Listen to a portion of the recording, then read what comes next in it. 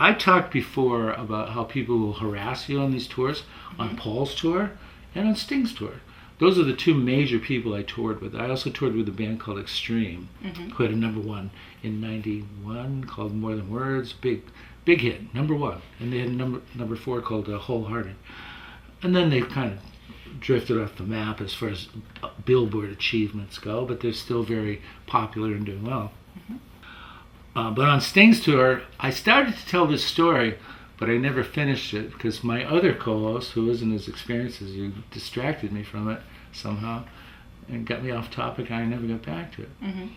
So with Sting, as opposed to Extreme, the band, Extreme, we were always on a tour bus and we're going through Europe.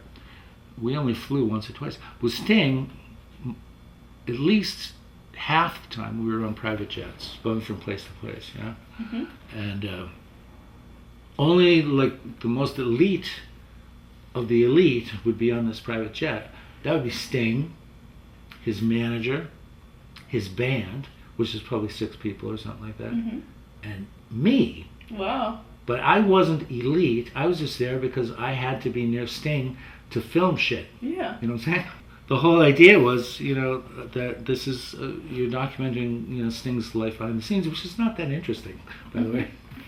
So anyway, one of the people, I'm not going to say who it was, they had a beautiful flight attendant, a woman, and just a, you know, private jet. So it's small, and there's 2 people in the cockpit there with the door closed, whatever. And, you know, this guy drinks, and he's drinking wine there, drinking. I'm having a couple myself, but not like him.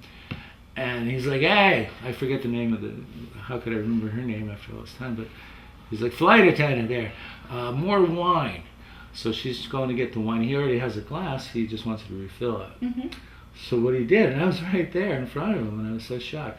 And this is like a guy who's a very prominent member of Sting's tour. And I'm not going to say if he was a musician or on the business side or whatever he was, but he shouldn't be doing this shit.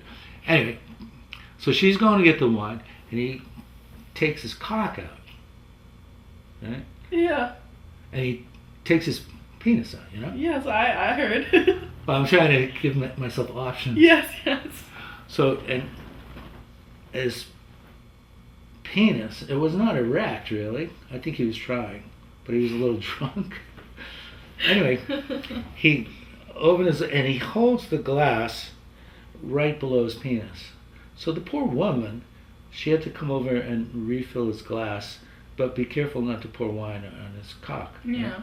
On his penis. So anyway, those kind of things you could get away with back then, I guess, but now we're talking major lawsuit. Anyway, Oh, yeah. Anyway, someone went up to Sting, and I heard this. I'm just going to say that the guy's name is Charlie. It's not Charlie.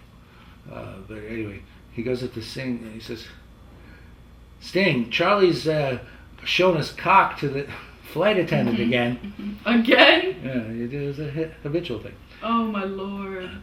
And Sting goes, he looks up from his magazine, he's like, I've been looking at Charlie's dick for the last 2 years.